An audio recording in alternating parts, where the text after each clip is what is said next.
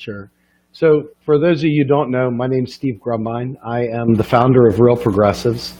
And I am really, really grateful that Nick Branya asked me to join this call. As most of you all know, Real Progressives as a whole doesn't endorse candidates or anything. We're a non-partisan, progressive, active community that proposes to push the progressive ethos, if you will, the progressive culture into the mainstream. And so, when the draft Bernie for a People's Party movement came along, I'll be quite frank. At first, I was skeptical, and I like many people that listen to draft Bernie and hear the word draft Bernie and see the some of the misperceptions of what it is. And I started out with a misperception that this was, my God, what happens if Bernie says no? What happens if all these things go down that are negative, that couldn't possibly make this worth doing? And then I realized, as strongly as I fought for Jill Stein, and as strongly as I fought for Bernie during the primaries, and as strongly as I stand here today fighting for the exact same platform, there's no one to carry this platform forward right now. And the people that are trying to fight for it are either trapped in a very, very small sect of very awake people that are very, very hardy activists, but they make up such a small percentage that they couldn't win an election. They couldn't actually take over Congress. They couldn't actually take over anything. And you look around and you realize that there are a great many people that have been born into the Democratic Party, who have been born into the duopoly in general, who are voters, and they vote religiously, and they vote every single time there's an election, and they campaign, and they do great things, but they do great things for a very, very dead and dying party, and they do it with an extreme allegiance. And I see draft Bernie after reading Nick Branya's article comparing Bernie, saying Bernie could be the next Lincoln, like Lincoln 2.0. I realized in that moment that may very well be the only way to dislodge these vote blues from their cocoon of I don't know, their safety zone, the place that they call home, the place that mom and dad always said vote blue, and they just keep going back in time, and they just can't quite break free from the lore of yesteryear as they look and they see that this party no longer represents anyone. Barely anyone, because the 1% make up what, 1%? I don't see a play for regular people for 99%, and I definitely don't see a home for progressives in the Democratic Party. So naturally, Nick's idea, this concept of draft Bernie for a People's Party, made me say, hey, Bernie, come on out here and join your revolution, man. And, this is the ultimate strategy, if you will, in my opinion, that will allow people who are afraid to leave the Democratic Party to actually feel safe and leave the Democratic Party. And after having talked with Nick so many times now, I have a tremendous affinity for Nick. I think that he's one of the good guys in this movement. He's one of those people that I feel like I can trust, who I feel like has spent time investing in my causes as well as I in his. And that means something to me. That simpatico relationship, that symbiotic relationship, is something that I feel our movement lacks. See a lot of people very focused on what they do, but not very focused on what each other does. And Nick's embrace of my activism, as well as Real Progressives, led me to believe that maybe this is somewhere that I can help lend a voice to. And quite frankly, you watch Bernie and you watch what he says, and having seen him during the primaries, you got to see who it is that you believe Bernie Sanders really is. You look back at 40 years of Bernie Sanders and you say, that's what I'd like to do. And you listen to him today, and you listen to the things he's saying, and you scratch your head and you're like, who is this guy? What is he doing? What's going on? And you realize that Bernie is playing a game within the Democratic Party that is not really leading where he thinks it's going to lead. He's really leading himself down a dead end. And quite frankly, it's quite possible, and I've said this for many times to people that'll listen to me.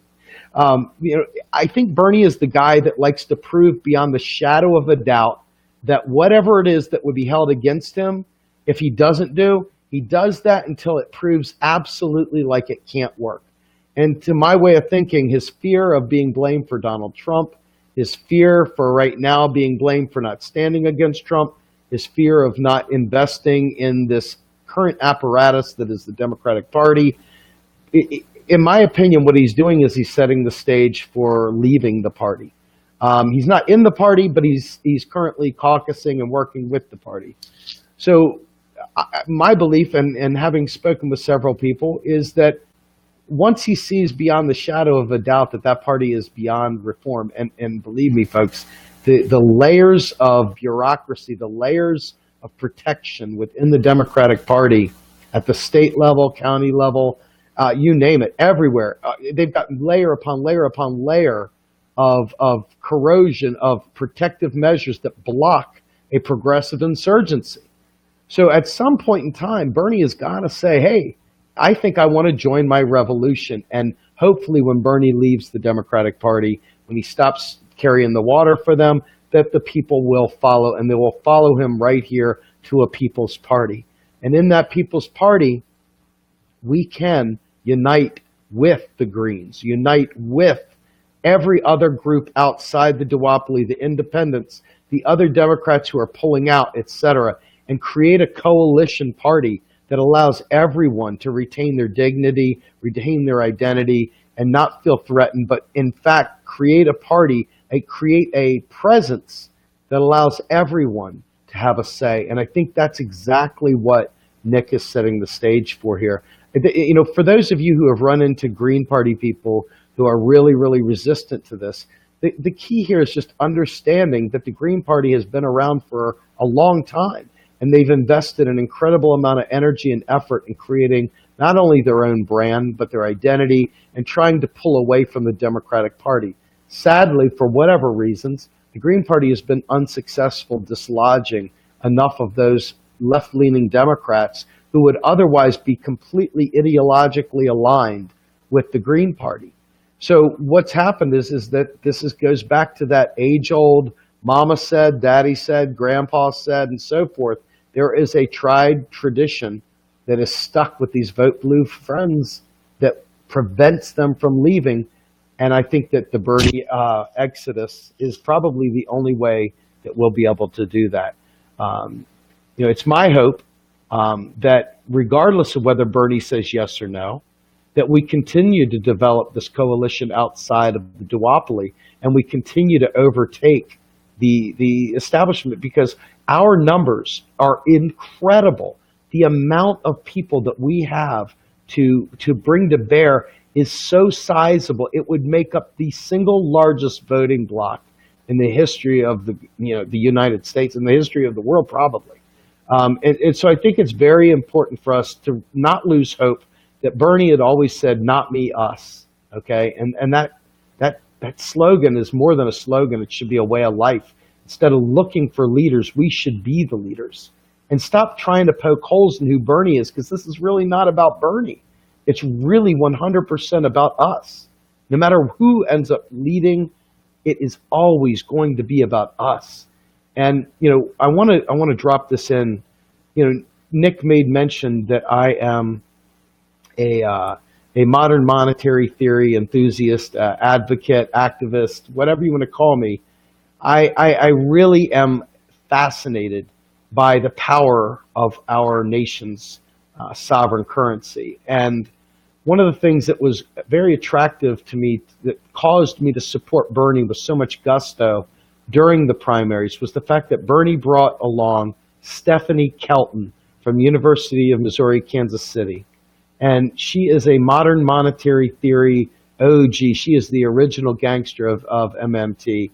And she brought to bear one of the most ambitious, people-centric platforms you have ever seen in your life.